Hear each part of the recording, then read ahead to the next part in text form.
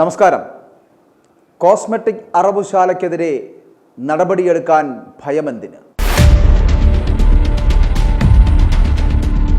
കൊഴുപ്പ് നീക്കൽ ശസ്ത്രക്രിയയിലെ പിഴവ് കാരണം ജീവിതം വഴിമുട്ടി നിൽക്കുന്ന MS നീതുവിന് നീതി വേണം. കനിയാത്ത സർക്കാരും ഒളിച്ചു കളിക്കുന്ന വിദഗ്ധ സമിതിയും, പച്ചനോട്ടിൽ പെട്ടുപോയ സർക്കാരും ഡോക്ടർമാരുടെ തൊഴിലാളി യൂണിയൻ സംഘടനകളും കൂടി കേസ് അട്ടിമറിക്കുന്നു. കോസ്മെറ്റിക് ആശുപത്രി ഉടമ ഡോക്ടർ ബിബിലീഷിനെതിരെ ഒരു FIR ഇടാൻ പോലും പോലീസ് തയ്യാറല്ല. എന്തുകൊണ്ട്? കൊഴുപ്പ് നീക്കൽ ശസ്ത്രക്രിയയ്ക്ക് വിധേയരായ സോഫ്റ്റ്വെയർ എഞ്ചിനീയറായിട്ടുള്ള MS നീതുവിൻ്റെ 9 വിരലുകളാണ് നീക്കേണ്ടി വന്നത്. ആ സംഭവത്തെക്കുറിച്ച് അന്വേഷിച്ച വിദഗ്ധ സമിതിയുടെ റിപ്പോർട്ടിൽ സർജറി നടത്തിയ കോസ്മെറ്റിക് ആശുപത്രി അധികൃതരുടെ വീഴ്ചകളെക്കുറിച്ച് ഒരു തരത്തിലുള്ള പരാമർശവുമില്ല. കൊഴുപ്പ് നീക്കൽ ശസ്ത്രക്രിയയ്ക്ക് വിധേയരായവർക്ക് കൊഴുപ്പ് ശ്വാസകോശത്തിലെത്തുന്ന അവസ്ഥ, അതായത് ഈ പൾമണറി എംബോളിസം ഉണ്ടാകുമെന്നും ആശുപത്രിയിൽ നിന്നും മടങ്ങിയ നീതു പിറ്റേന്ന് തന്നെ ആരോഗ്യ പ്രശ്നങ്ങളുമായി എത്തിയപ്പോൾ ആദ്യം സംശയിക്കേണ്ട അവസ്ഥ അതായിരുന്നുവെന്ന് ചില ഡോക്ടർമാർ അഭിപ്രായപ്പെട്ടതായൊക്കെ ആ റിപ്പോർട്ടിൽ പറയുന്നുണ്ട്. എന്നാൽ നീതുവിനെ വൈകിട്ടാണ് കൂടുതൽ സൗകര്യങ്ങളുള്ള ഒരു ആശുപത്രിയിലേക്ക് മാറ്റിയത് എന്ന് മാത്രമേ റിപ്പോർട്ടിൽ രേഖപ്പെടുത്തിയിട്ടുള്ളൂ. അതായത് രക്തസമ്മർദ്ദം കുറയുമ്പോൾ അഡ്രിനാലിൻ, നോർ അഡ്രിനാലിൻ മരുന്നുകൾ കുത്തിവയ്ക്കാറുണ്ട്.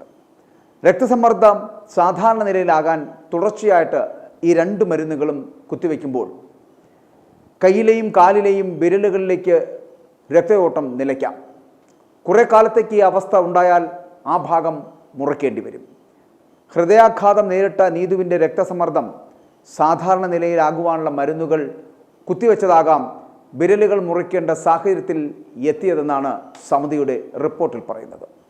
തിരുവനന്തപുരം മെഡിക്കൽ കോളേജ് ആശുപത്രിയിലെ വിവിധ വകുപ്പുകളിലെ മേധാവികളൊക്കെ ഉൾപ്പെട്ട സമിതിയാണ് ഈ റിപ്പോർട്ട് തയ്യാറാക്കിയത് എന്നുള്ളതാണ്. ജില്ലാ മെഡിക്കൽ ഓഫീസർ നീതുവിൻ്റെ കുടുംബത്തിന് കഴിഞ്ഞ ദിവസം ഈ റിപ്പോർട്ട് കൈമാറുകയും ചെയ്തിരുന്നു. ആ മെഡിക്കൽ റിപ്പോർട്ടിൽ പറയുന്ന കാര്യങ്ങളെന്ന് പറയപ്പെടുന്നത് ബഹുകേമമാണ് കേട്ടോ. അതായത് ഫെബ്രുവരി 22-നാണ് ഈ കോസ്മെറ്റിക് ആശുപത്രിയിൽ കൊഴുപ്പ് നീക്കൽ ശസ്ത്രക്രിയ നടത്തുന്നത്. വയറിലെ കൊഴുപ്പ് നീക്കുന്നു. ഈ കൊഴുപ്പ് പിൻഭാഗത്ത് കുത്തിവെക്കുന്നു. വയറിന് താഴെയുള്ള ഭാഗത്തെ മാംസം നീക്കം ചെയ്യുന്നു. രാവിലെ 9:45 ആരംഭിച്ച സർജറി 2:45 അവസാനിപ്പിച്ചത്. ഫെബ്രുവരി 23 നീതുവിനെ ഡിസ്ചാർജ് ചെയ്യുന്നു.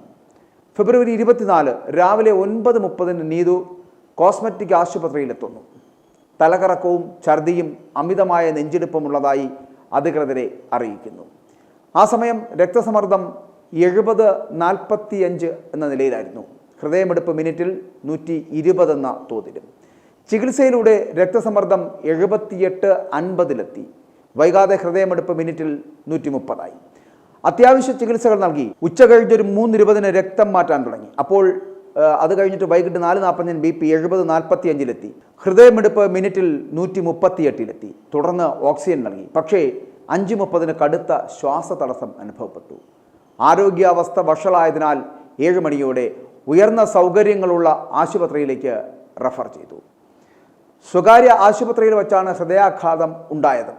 അന്നു മുതൽ മാർച്ച് 19 വരെ നീതു തീവ്ര പരിചരണ വിഭാഗത്തിൽ കഴിയുകയും ചെയ്തു. സത്യത്തിൽ കോസ്മെറ്റിക് ആശുപത്രിയിൽ വെച്ച് നടത്തിയ കൊഴുപ്പ് നീക്കൽ ശസ്ത്രക്രിയയിലെ പിഴവിൽ ഉരുണ്ടുകളിക്കുകയാണ് ഈ മെഡിക്കൽ ബോർഡ് അടക്കം. ചികിത്സാ വീഴ്ച മറച്ചുവെച്ച് മെഡിക്കൽ ബോർഡ് റിപ്പോർട്ട് നൽകിയിരിക്കുന്നു. ശസ്ത്രക്രിയയിൽ പിഴവില്ല എന്നാണ് മെഡിക്കൽ ബോർഡ് റിപ്പോർട്ടിൽ പറയുന്നത് പോലും. BP-യിൽ മാറ്റമുണ്ടായപ്പോൾ യഥാസമയം ചികിത്സ നൽകിയിരുന്നുവെന്നും വിദഗ്ധ ചികിത്സയിൽ കാലതാമസം ഉണ്ടായി എന്നും മാത്രമാണ് റിപ്പോർട്ടിലുള്ളത്. അതേസമയം medical board report ethics committee തള്ളിയിട്ടുണ്ട്. മെഡിക്കൽ ബോർഡ് ഒത്തുകളിക്കുകയാണ് എന്ന് ശസ്ത്രക്രിയയ്ക്ക് വിധേയായ യുവതിയുടെ കുടുംബം ആരോപണവുമായപ്പോൾ രംഗത്തെത്തുകയും ചെയ്തു.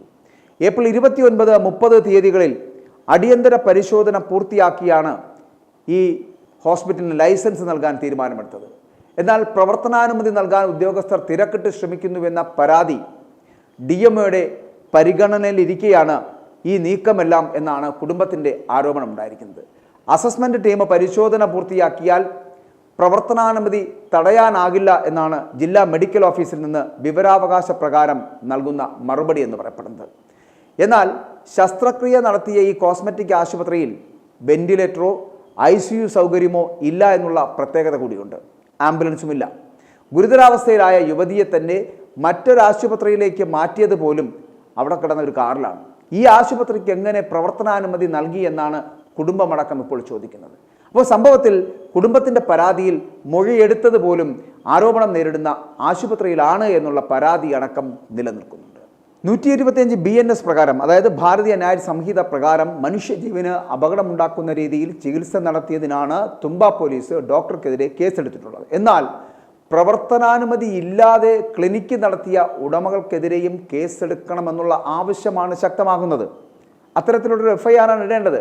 കൊഴുപ്പ് നീക്കൽ ശസ്ത്രക്രിയയ്ക്ക് ശേഷം രോഗി ഗുരുതരാവസ്ഥയിലായ സംഭവത്തെക്കുറിച്ച് ഈ ഡോക്ടർമാരുടെ അപ്പോസ്തലന്മാരായിട്ടുള്ള IMA കണ്ടെത്തിയത് എന്താണെന്നറിയാമോ? രോഗിക്ക് സംഭവിച്ചത് അത്യപൂർവമായി ഉണ്ടാകാവുന്ന ഒരു മെഡിക്കൽ സങ്കീർണതയാണ് എന്നും ചികിത്സാ പിഴവ് സംഭവിച്ചതായി പ്രാഥമിക പരിശോധനയിൽ വ്യക്തമായിട്ടില്ല എന്നും IMAയുടെ തിരുവനന്തപുരം ശാഖാ പ്രസിഡന്റായിട്ടുള്ള doctor Sreejith, secretary doctor Swapna S. Kumar എന്നിവർ പുറത്തിറക്കിയ ഒരു പ്രസ്താവനയിലൂടെയാണ് ഈ വിശദീകരണം വന്നിരിക്കുന്നത്. അപ്പോൾ നിലവിലുള്ള സംവിധാന പ്രകാരം രോഗിക്ക് ലഭിക്കേണ്ട എല്ലാ തരത്തിലുമുള്ള ചികിത്സയും ആശുപത്രിയിൽ നിന്നും നൽകിയിട്ടുണ്ട് എന്നാണ് IMAയുടെ വലിയ കണ്ടെത്തലെന്ന് പറയപ്പെടുന്നത്. അപ്പോൾ എന്തിനാണ് ഇങ്ങനെ മനുഷ്യനെ കൊന്നു തിന്നുന്നവന്മാരെ രക്ഷിക്കാൻ നടക്കുന്നത് ഈ തൊഴിലാളി നേതാക്കൾ എന്നുള്ളൊരു ചോദ്യമാകുന്നു.